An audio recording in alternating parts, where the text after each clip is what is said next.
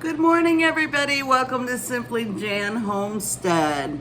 Today, I was challenged by Gail Southern Living and a collaboration from Charles at Bushcraft Family, and it's my prepping and library challenge.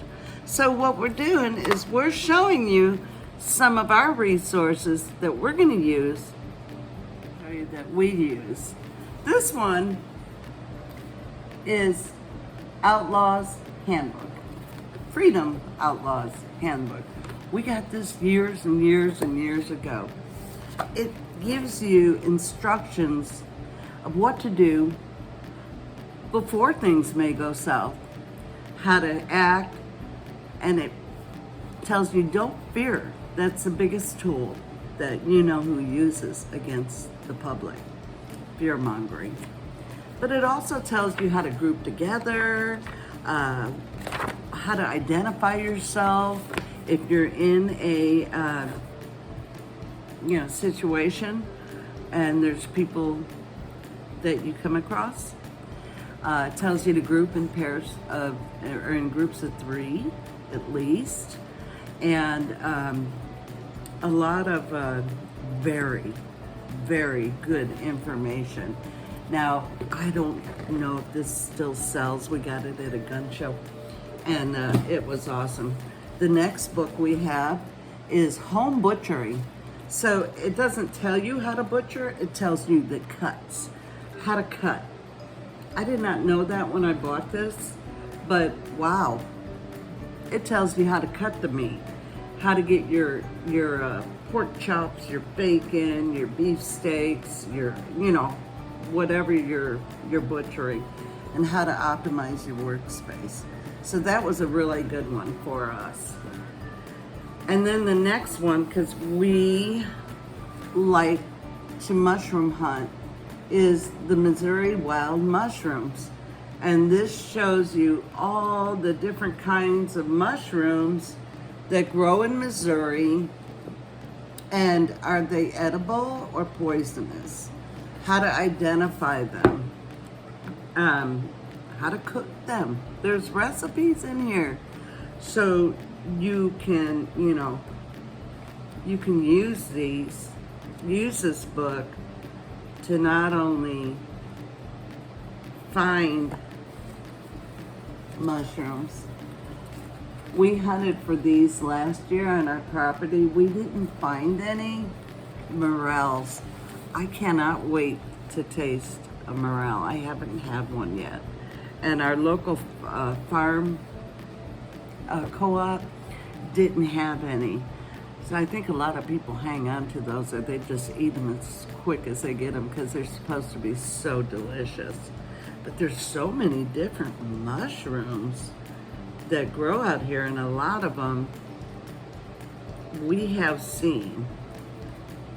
And mushrooms, it's almost like a meat,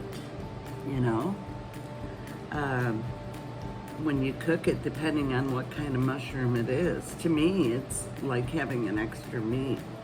But this is really a very, very interesting book. I got this book on Amazon, and it's called Missouri Wild Mushrooms by Maxine.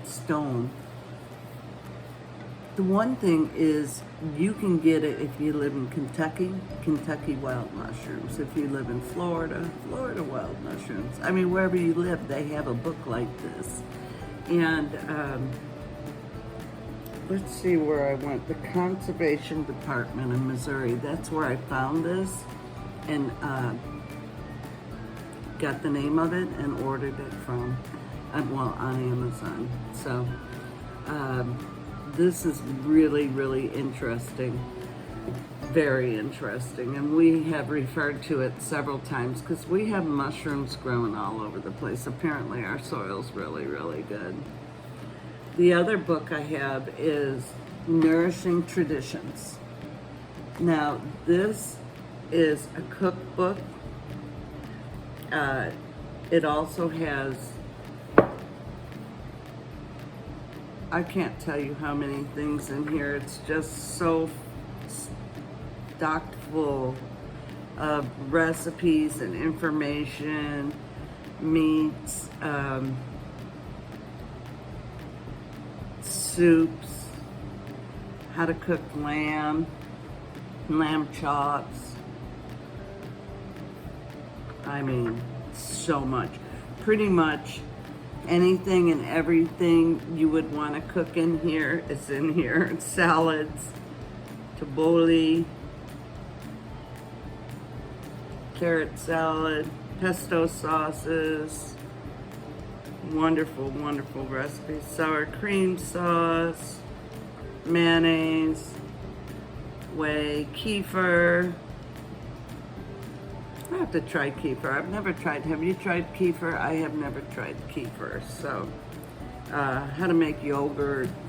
Now, I make yogurt a little different. I've done it both ways, where you get the whey, and I still get a little whey in my yogurt the way I do it. But yeah, it's a compromised foods, protein, pork. It tells you newfangled foods, nourishing tradition foods. It's a guide to food selection. So this book is just an amazing, amazing book, and it just, I mean, it's like a, you know, look how thick it is. So this is the lady that wrote it, and her name is Sally Fallon. A lot of us already have this book. If you're not using it, why? Yeah, because really, I don't know that there's anything I would want to cook that's not in here that I need to refer to. And remember, one day we won't have this avenue. We won't have internet. I don't think we will. That's my opinion. But if we don't, hey, if we do, praise God. If we don't, where are your books? Where's your library, your reference library? Because remember, back in the day, we went to our books and encyclopedias for our information. And we may have to go back to that resource. So right now is a good time to get in the habit to have your books. Miscellaneous Mitz put it real well. You're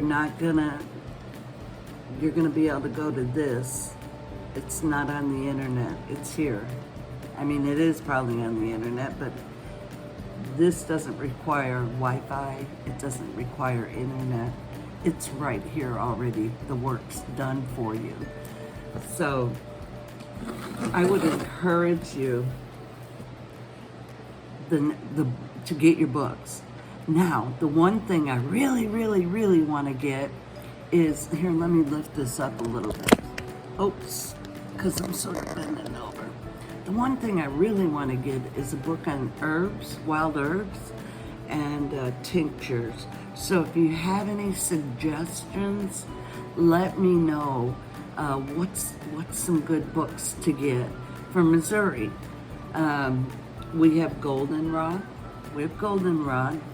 And I'm going to make a tincture out of that next week. I'm going to start and harvest that. And we have so many wild herbs, and I'm not versed very well in them. I'm still learning our land and what is what. And I mean, I see things and I think it's something I can make a tincture out of, but what is it? What do I use it for?